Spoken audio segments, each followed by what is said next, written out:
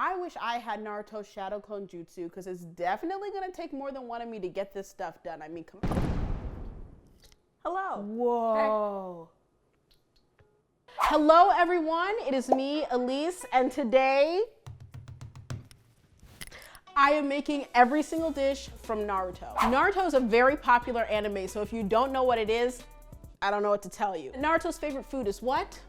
Ramen, yes. That's obviously what most people think about, but there are so many other foods that appear. So I am gonna take it upon myself to show you every single thing from this anime. It's gonna be a great time. So in Naruto, in the anime, and in the filler episodes, you can see them eating something called Mitarashi dango and Hanami dango. For this one today, I'm gonna make the Mitarashi one, so let's do it. Okay, so in my bowl here, I have the Mochiko sweet rice flour. Gradually add water. We kind of want to get like a cookie dough texture. So I got the texture. Now I have to roll it into 1-inch balls. Then they're gonna boil in some water. When they're done, cool in an ice bath. And for the glaze, you'll need sugar, soy sauce, mirin, and cornstarch. Stir until thickened. The mochi is done. Usually there's about 3 to 4 mochi on one skewer. This is kind of long. I'm going to put 3 on this. All I have to do is pour the sauce on it. Oh yeah. Me and my Mitarashi dango, I'm gonna try it. It's dripping all over my hand. I enjoy this a lot. I'm gonna eat this. I'll just have to make another one. All right, there's lots of other stuff that I gotta make. Let's go! I'm going to be making the fried rice that Itachi made for Sasuke when he made a big meal when they were a kid. And I'm excited to make this one because I get to use my wok. I'm gonna start with some butter. I got 2 eggs. Egg crack, one-handed. Ooh. Gonna stir fry that up. Onions in. All right, this has been saucing for a little bit. I got some pre-cooked rice. I gotta throw that in there. I forgot the garlic. I can still throw it in, right? I got some soy sauce, sesame oil, a little bit of mirin, get a little sweetness in the fried rice. Yeah! Just a little bit of mirin, sesame oil. I forgot to cut the green onions. So that's what I'm doing now. Oh yeah! That's what they call fried rice. I should taste this. It's good. Okay, so the fried rice is complete and I am just pouring it into this bowl because the way Itachi has it set up is in like a big, large mound. Pat that in there. All right, we're gonna pour it out. Let's see what happens. There we go. And voila! Our fried rice is here and ready to enjoy. Not yet. I got a lot of other stuff to make. Let's go! Briefly interrupting to catch you guys up on the ramen. I know that's why you clicked on this video. That's what you want to see. And yes, I am making traditional ramen. And yes, it does take 12 hours. We're gonna go back to the past. We're gonna talk to Pastelise and she's gonna show us how she made the ramen broth. And then we're gonna keep it going. Pastelise! It's me, Pastelise. You know, I'm up at 6 a.m. in the morning to make some broth. Let's get started. Okay, so since I'm making a traditional tonkatsu broth, I have to use pork. I got some pig's feet and I also got some pig neck bones. Rinse the pork real quick and then add fresh water to boil. We're gonna take this to the stove, let this boil for like 10 minutes or so. The like gross stuff from the pig's feet and the neck bones are gonna like come to the top. We're gonna skim it off and then we will be ready to make the broth. So while the meat is boiling, get out. I got the onions, scallions, green onions, some knobs of ginger, garlic, a leek, and what is this? Bok choy, bok choy. These go in the soup and help give it flavor. I'm now putting in nice and fresh water for the broth. Let me start screaming. I can also add in all my vegetables. The broth is clear, the bones are in, all the vegetables are there. This is now going to cook for 12 hours. Now back to present Elise. Our ramen is going strong. Come look at it.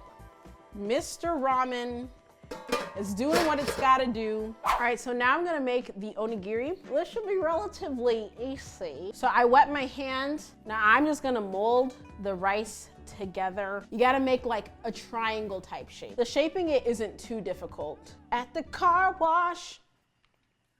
All right, that's our bottom half. Traditionally, it's stuffed with a pickled plum, the umeboshi, so I'm gonna put that right in the center. the one that Hinata makes, doesn't look like it's a stuffed one. It looks like she put all the like fillings and stuff on the top. But either way, that's what we're doing. And I'm gonna cover it with this rice here. Forcefully mold everything together. Ah! We're gonna decorate it to look like Naruto. I used carrots for his ears and seaweed for his eyes, whiskers, and headband. We kinda got a smile going on. Damn it, I broke it! On his headband, she used a piece of Naruto, namesake. This is a fish cake, which is also called Naruto Maki, and she used this to be like the Leaf Village head symbol. Damn it, I just realized his hair. I can use the radish, okay. Okay, we're getting somewhere. Honestly, I will say hers is a lot better than mine. It is. It doesn't look anything like him. It's the thought that counts. So now I am going to make the bento box from the bell scene. That's what I'm making. Okay, let's do it. So the bento box is really easy. I have this little square box here. So we got some rice here. Pack that to the side. I wish my bento box had a divider like theirs does. This is just a rectangle. And in the center of the rice, they have pickled plums. I'm gonna put one of those right in the center. They got some vegetables over there on the side. So I sauteed some oranges. This is not an orange. I sauteed some carrots and onions together, and that'll be our little vegetable mixture on the side. I also have some pickled radish here. I'm going to put some of that in there as well. Why? Just because. And last, but of course not least, we have a boiled egg, nice and beautiful and boiled. We're gonna split this in half right there. Beautiful. The bento box is now complete. I guess I can try. I've never had a pickled radish before. I have had a pickled radish before. Me and my boiled egg, say cheers. I'm gonna set this down next to the onigiri because at the end, I want everything to be beautiful. What do I got next on the list? Ooh, I gotta cook a chicken, or was it a duck?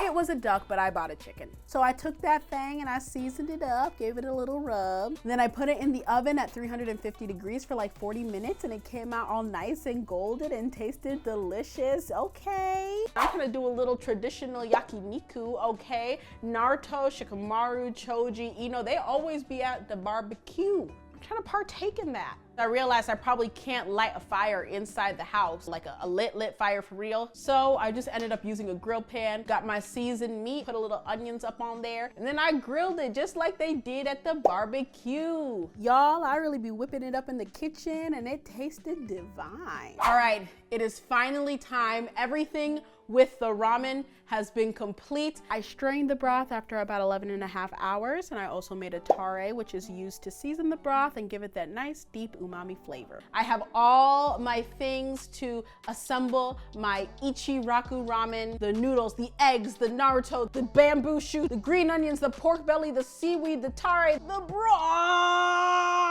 Everything is here. Let's assemble, baby girl. Okay, so first you start with the tare, which has been seasoned so nicely to give that nice umami salty flavor. Ooh, yeah. Let's get a little bit of the broth. Oh, this broth that we spent 12 hours with. Just place some noodles in there. Ooh, now we can do the rest of the stuff. Just placing everything nicely to make my beautiful Ichiraku ramen. Oh my God, Naruto would be so proud. Oh my God. The moment we've all been waiting for. I just want to take a bite now. It's been a long 12 hours. It was worth it. Yes, absolutely. Wow, I cooked every single dish from Naruto. Unfortunately, I am a liar. I definitely forgot a few key recipes, like some of the dishes from Itachi's feast. I didn't show you guys how I made the curry of life. How could I forget the meal that Sasuke and Naruto were eating during the first major arc of the series? I, in fact, did not make every single dish from Naruto, but I tried. As you guys can see, there's a lot of traditional Japanese food that did appear in Naruto, other than his trademark ramen. Oh, you know one thing I did forget? Jiraiya's popsicle. This was a hard challenge, but it was a lot of fun. My little Naruto! Itadakimasu, and thank you guys for watching.